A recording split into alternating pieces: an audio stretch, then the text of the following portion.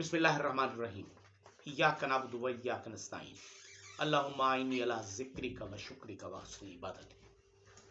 आमीन। सदक़ल्लाहुल अज़ीम। अस्सलाम वालेकुम।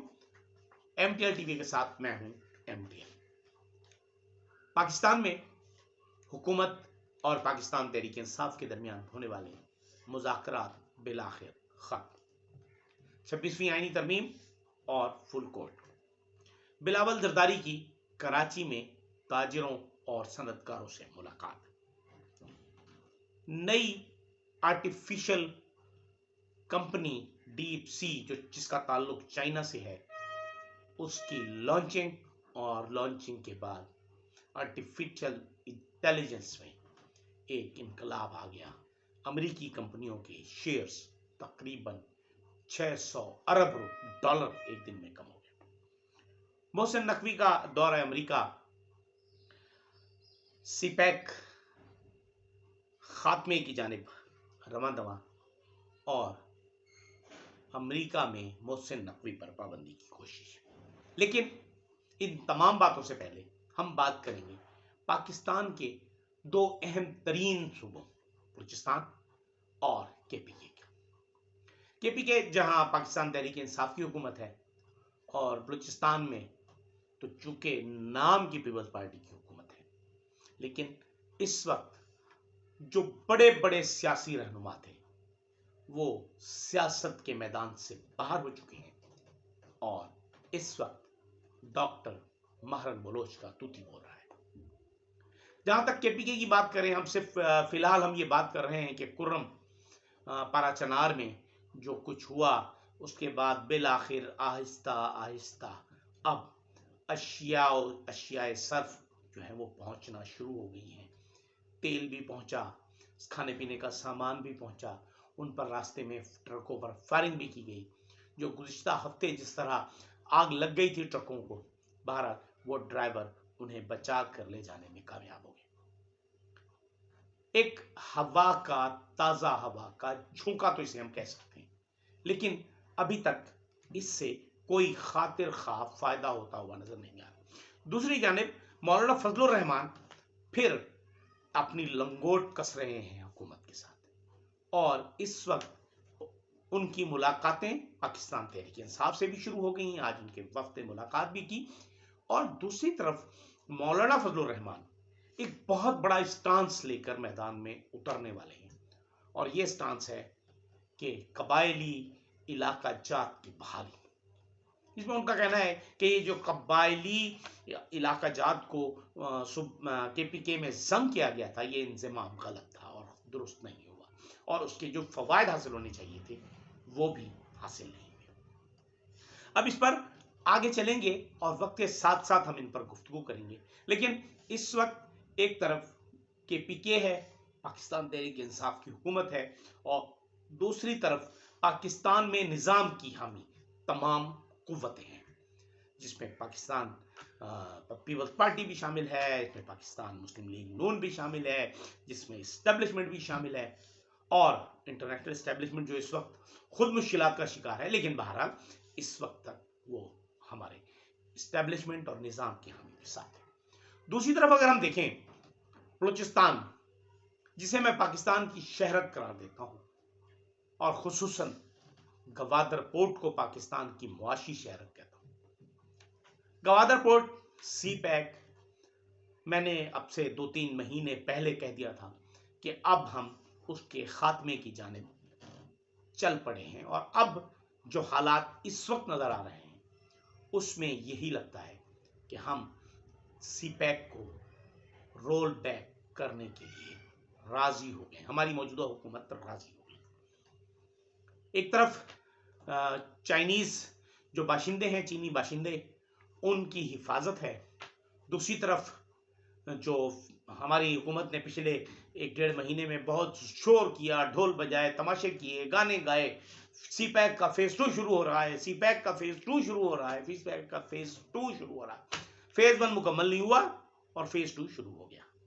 अजीब जाहिल लोग हैं हमारे यहाँ, लेकिन बहरहाल क्या किया जा सकता है, ये तो सियासी ढोल हैं जो बजते ही रहते हैं। लेकिन बहरहाल सीपैक पाकिस्तान के लिए जो गेम चेंजर था, اب پاکستان کے لیے کہیں ڈسٹرائر نہ بن جائے، کیونکہ سی پیک کے نام پر ہمارے حکمرانوں نے جتنے عللے تللے کیے، جتنے قرض لیے، اب انہیں واپس کرنے کے لیے کوئی نہ کوئی طریقہ تو بنانا پڑے گا، اور اس وقت ہمارے حکمرانوں کے پاس کوئی طریقہ موجود نہیں ہے۔ تمام منصوبے ٹھپ ہیں۔ گوادر جسے سی پیک کا ہم کیپٹل کہہ سکتے ہیں، وہاں 18 گھنٹے بجلی نہیں ہوتی، پانی بہت دور ہے، اور اگر 2 سال بارشیں نہ ہوں تو تربت سے تقریباً 150 کلومیٹر دور سے پانی لایا جاتا ہے، ٹینکروں میں بھر کے، پائپ لائن بھی نہیں بچھائی گئی۔ لیکن بہرحال یہ فیصلے تو بڑے لوگ کرتے ہیں، بڑے دماغ کے لوگ کرتے ہیں، اور ہمیں حکمرانی کے لیے اللہ نے ابھی تک قائد اعظم کے بعد، اور پھر اس کے بعد اگر میں کہوں بھٹو کے بعد، کوئی بڑا دماغ نہیں دیا، عالی دماغ نہیں ہے۔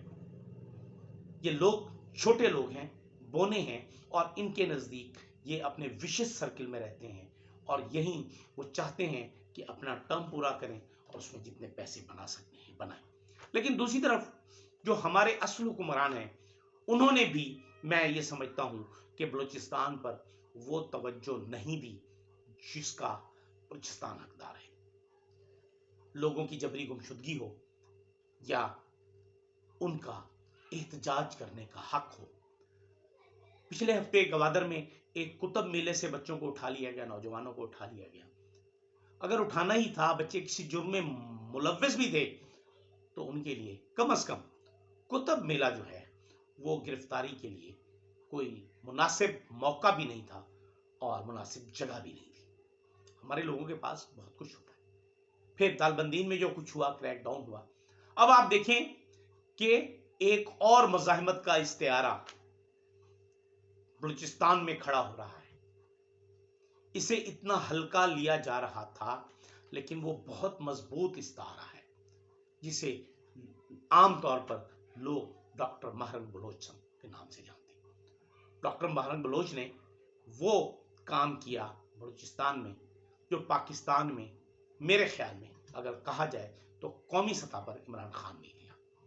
اب یہ دو مختلف لوگ اگر مضبوطی کے ساتھ اپنے مسائل اور اپنے مسائل کے حل کے لیے ڈٹ جائیں تو کیا ہوگا۔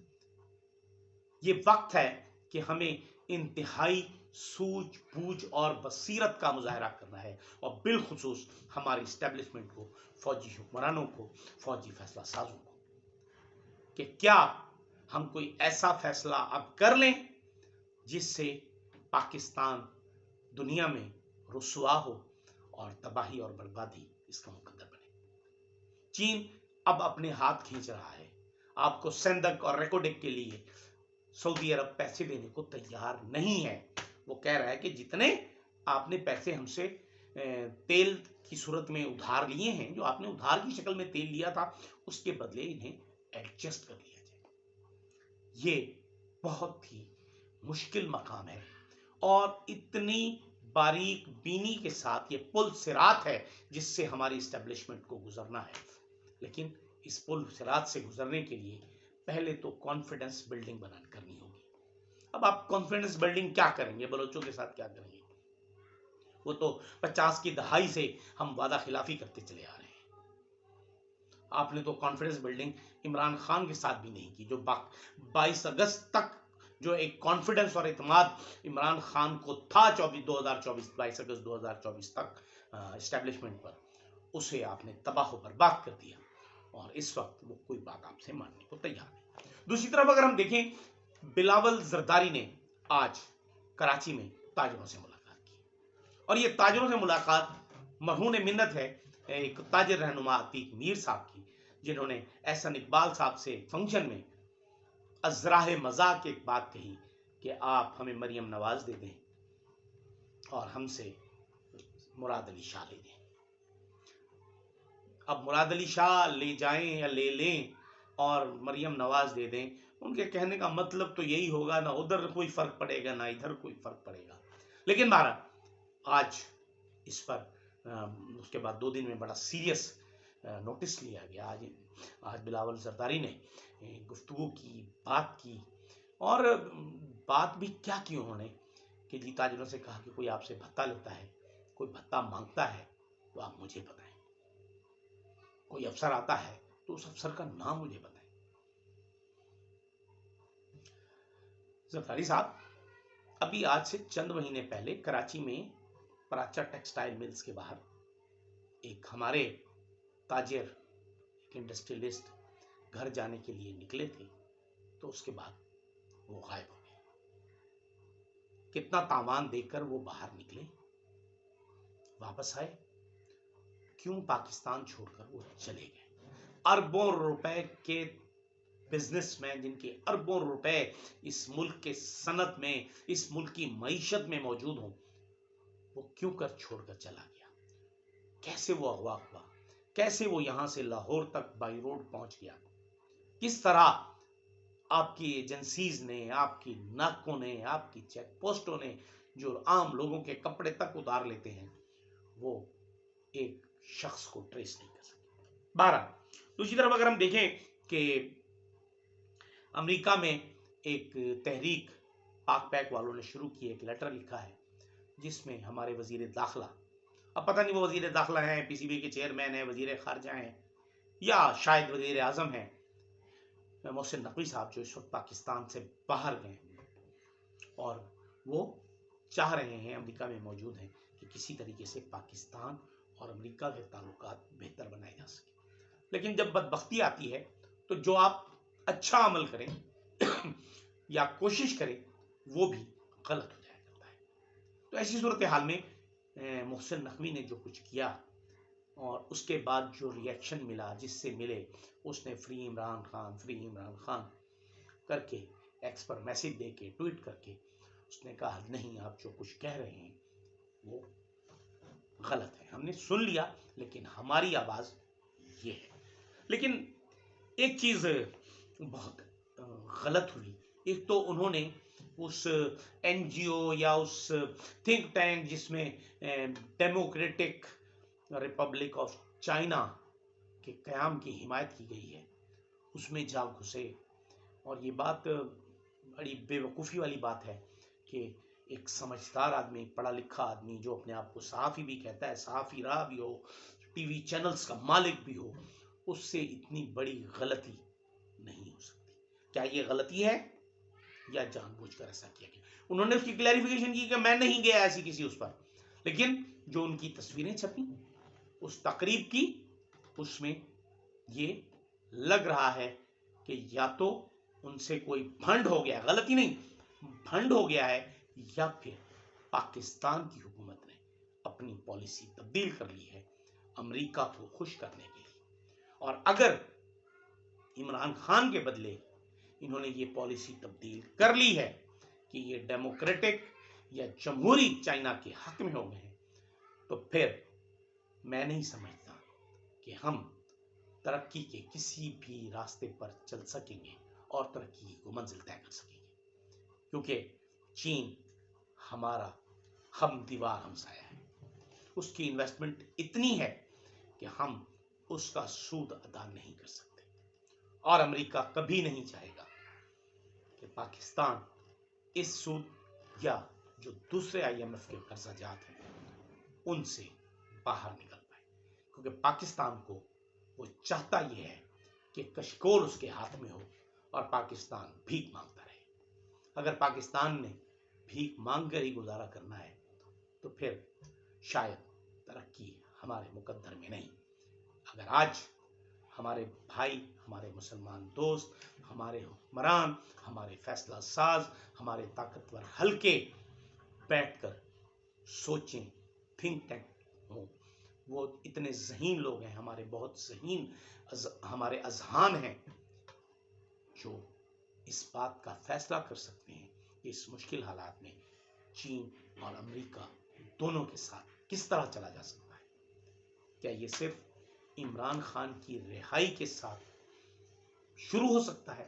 اگر ایسا ہو سکتا ہے تو ہمارے حکمرانوں کی تو اوقات ہی نہیں ہے، ہماری طاقتور حلقوں کو یہ چاہیے کہ اس مسئلے کا حل نکالیں، کیونکہ بلوچستان KPK, GB اور آزاد کشمیر، یہ تمام اب آپ کے مخالف گروپ میں چلے گئے، اور ایک ذرا سی کوتاہی اور غلطی ایسی سزا دے گی جس کا خمیازہ صدیوں تک بھی ادا نہیں کیا جا سکتا۔ اجازت دیجیے، اللہ حافظ۔